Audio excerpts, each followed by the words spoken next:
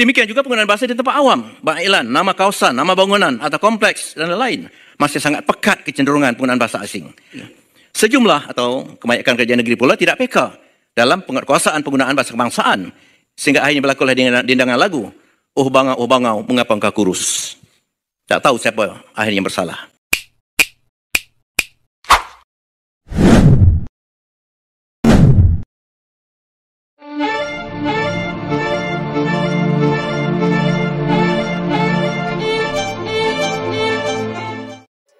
Negara Malaysia memang sangat membingungkan, dari tingkat masyarakat biasa hingga para profesor-profesor, bahkan para petinggi-petinggi Malaysia sangat memiliki pemikiran yang sangat membingungkan.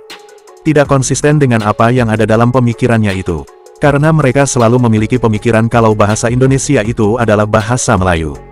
Akan tetapi mereka masih bingung dengan bahasa kenegaraan mereka sendiri, yang katanya juga adalah bahasa Melayu. Tapi ada juga yang mengatakan dengan nama bahasa Malaysia. Dan mereka ingin sekali memartabatkan bahasa Melayu hingga ke seluruh dunia, dan ingin menjadikan bahasa kedua ASEAN, bahkan ingin menjadikan salah satu bahasa resmi di PBB. Akan tetapi rasanya itu sangatlah tidak mungkin. Mengapa? Karena di dalam negara Malaysia sendiri saja, bahasa Melayu sulit sekali mendapatkan tempat yang utama, di setiap golongan masyarakat Malaysia. Hal itu menjadi permasalahan negara Malaysia yang sangat penting dalam sebuah identitas bangsa. Dan masyarakat Malaysia selalu menyinggung nama bahasa Indonesia, di setiap mereka membicarakan permasalahan bahasa di negaranya. Yang katanya bahasa Indonesia berjaya dalam memperjuangkan dan memartabatkan bahasa, hingga ke tingkat internasional. Mengapa mereka selalu menyinggung bahasa Indonesia dengan keberhasilannya, dan membandingkan dengan bahasa Melayu?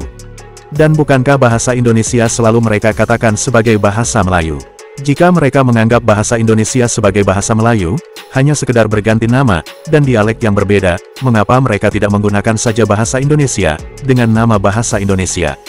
Hanya nama yang berbeda, karena dibesarkan di Indonesia. Dan Indonesia pun pastinya akan mempersilahkan, untuk menggunakan bahasa Indonesia, dengan nama bahasa Indonesia. Jika Malaysia menganggapnya bahasa Melayu, anggaplah saja, yang terpenting nama dari bahasa yang dipergunakan tetap menggunakan nama bahasa Indonesia. Bagaimana, bukankah kalian menganggapnya sebagai bahasa Melayu? Silahkan anggaplah saja, yang terpenting tetap namanya adalah bahasa Indonesia. Janganlah merasa gengsi atau malu, dengan nama bahasa Indonesia. Bukankah kalian pernah mengatakan, apalah dengan sebuah nama? Jadi, pakailah saja bahasa Indonesia, dengan nama bahasa Indonesia. Dan bahasa Indonesia itu sudah terbukti keberhasilannya. Berhasil mempersatukan bangsa dengan satu bahasa, yaitu bahasa Indonesia. Karena bahasa Indonesia adalah bahasa pemersatu bangsa. Biarlah bahasa Melayu dikembangkan di daerah sebagai bahasa ibu, bahasa yang dipergunakan serta diajarkan dalam lingkungan, daerah, atau di rumah. Bahkan di negara Indonesia sendiri, bahasa Melayu menjadi bahasa daerah yang terus terjaga dan terpelihara serta lestari untuk keasliannya, dalam penggunaan bahasa Melayu. Tepatnya tersebar di sebagian wilayah Pulau Sumatera, bahkan ada pula di pulau-pulau lainnya, dengan dialek serta kosakata yang berbeda, dari setiap bahasa Melayu lainnya.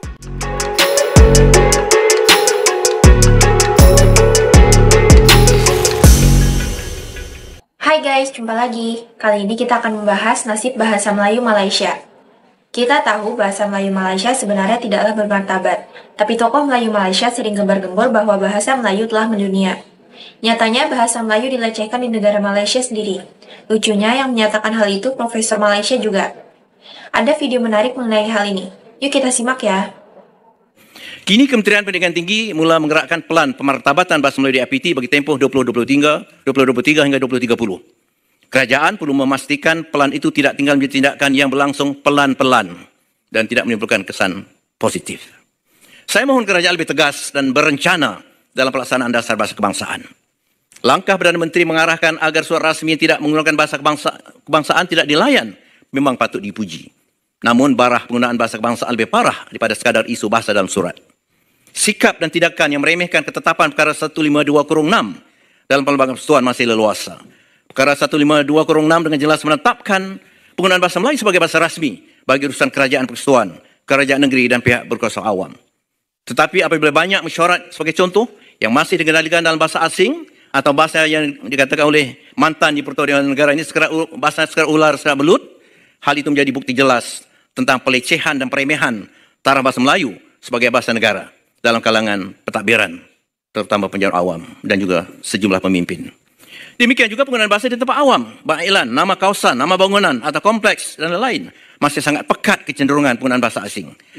Sejumlah atau kebanyakan kerajaan negeri pula tidak peka dalam penguatkuasaan penggunaan bahasa kebangsaan sehingga akhirnya berlakulah dindangan lagu, oh bangau, mengapa engkau kurus? Tak tahu siapa akhirnya bersalah. Dalam hal ini, saya mohon kerajaan menyegerakan penggubalan Akta DBP yang baru.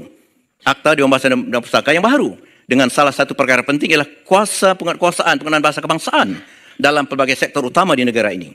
Akta DBP 1959 sekadar memberikan kuasa pembakuan bahasa dan ejaan, sebutan, istilah, kosakata dan tata bahasa, serta kuasa menegur, menasihati dan membimbing yang ternyata menyebabkan DBP sering dianggap sebagai harimau kertas.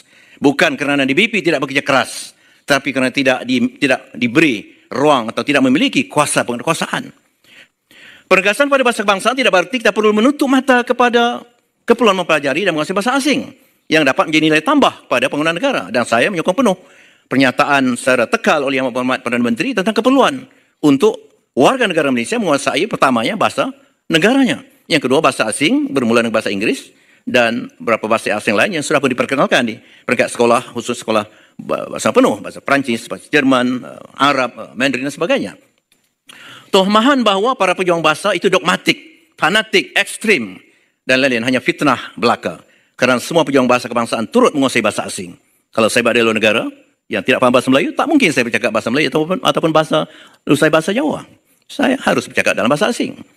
Negara tetangga Indonesia selama puluhan tahun bekerja keras dan akhir UNESCO baru-baru ini mengisytiharkan bahawa bahasa Indonesia sebagai 1/10 bahasa rasmi di badan dunia itu. Salah satu kaedah yang digunakan oleh Indonesia ialah gerak kerja atasye pendidikan dan kebudayaan kedutaan negara itu di negara-negara utama di dunia dengan program promosi dan publicity yang berkesan. Saya mohon kerajaan menggerakkan Kementerian Luar agar mewujudkan jawatan atasye pendidikan dan kebudayaan yang insya-Allah dapat mengangkat bahasa, kebudayaan, kesusastraan dan aspek lain tamadun negara kita di peringkat antarabangsa. Begitulah guys pandangan Senator Malaysia terhadap kondisi bahasa Melayu di negaranya. Walau bahasa Melayu tidak bermartabat di Malaysia, anehnya profesor yang sama juga sering membuat halusinasi bahwa bahasa Melayu telah mendunia. Ia bahkan telah melecehkan bahasa Indonesia dan bangsa Indonesia karena menganggap bahasa Melayu Malaysia itu sama dengan bahasa Indonesia. Profesor Malaysia ini juga mengklaim bahasa Indonesia sebagai bahasa Melayu lewat konsep ilusi alam Melayu. Yuk kita lanjut ya. Betul, sengaja saya pilih yang agak klasik ya. Kerana ini zaman yang awal. Jadi kalau diberi peta moden tak kena. Itu tebaran atau sebaran bahasa Melayu yang sangat luas ya, dari Madagaskar demikianlah sampai ke Pulau Easter sebagai contoh. Banyak, itu semua sahabat dan saudara mara orang lain. Orang di Pulau Solomon, Samoa, Fiji, Tonga, New Zealand, itu orang Maori ya. Itu semua ialah sebenarnya saudara akrab orang lain. Hanya kemudian terpecah oleh sebab faktor sejarah, faktor geografi dan sebagainya. Yang nyata bermula dengan kerajaan Cina di bawah dinasti Tang pada abad 7 dan kerajaan Sriwijaya mewakili alam lain telah berinteraksi melalui laluan tamadun kebudayaan. Bahasa Melayu telah digunakan untuk pengajaran Buddha, iaitu tinggalan saya melawat tapaknya di kota Jambi, biara-biara tempat pengajian Buddha yang bahasa Melayu sudah rekonstruksi puluhan hektar. Pasal ke-7 kerana ini perkara yang penting. Ada orang yang berfikir selagi masalah bahasa dalam negara tak selesai, jangan fikir masalah bahasa di luar negara. Dan saya kata mesti berjalan serentak. Nah, tunggu selesai masalah dalam negara sampai kiamat akan selesai. Jadi mesti serampang dua mata. Yang dari luar negara perlu dibuat juga kerana ada sokongan moral, sokongan psikologi apabila orang asing bercakap dan menggunakan bahasa Melayu. Kami tak menyangka hebatnya bahasa Melayu di mata dunia. Itu kesan psikologi. Orang pun diadakanlah pertandingan tahunan, pertandingan antara bangsa, pidato bahasa Melayu, Piala Perdana Menteri. Pelibatan 60, 70, hampir 180 buah negara asing. Digerakkan kerana itu ada impak, ada dampak, kesan positif pada perkembangan dalam negara. Membina balik keyakinan warga negara yang tak yakin ataupun kurang sedar akan kehebatan bahasa Melayu. Di seluruh dunia telah dihitung waktu itu lebih kurang 120 institusi pengajian tinggi pendidikan yang perhatian sama ada khusus postgraduate atau pasca siswaza, pokoknya ada 100 lebih perhatian pada pengajian Melayu Indonesia. Kita masuk Indonesia kan? Melayu Malaysia Indonesia itu tidak berpisah. Itu dalam alam lain atau dunia ada 100 lebih perhatian pada pengajian Melayu Indonesia. Kita masuk Indonesia kan 100 lebih perhatian pada pengajian Melayu Indonesia. Kita masuk Indonesia kan Malaysia Indonesia itu tidak berpisah. Itu dalam alam lain atau dunia. Begitulah cara Profesor Malaysia menghibur diri agar Melayu Malaysia terlihat hebat. Hal itu terjadi karena dongeng alam Melayu memang digemari oleh Melayu Malaysia, bahkan diajarkan di sekolah sampai saat ini. Terima kasih sudah menonton sajian kami, sampai jumpa lagi.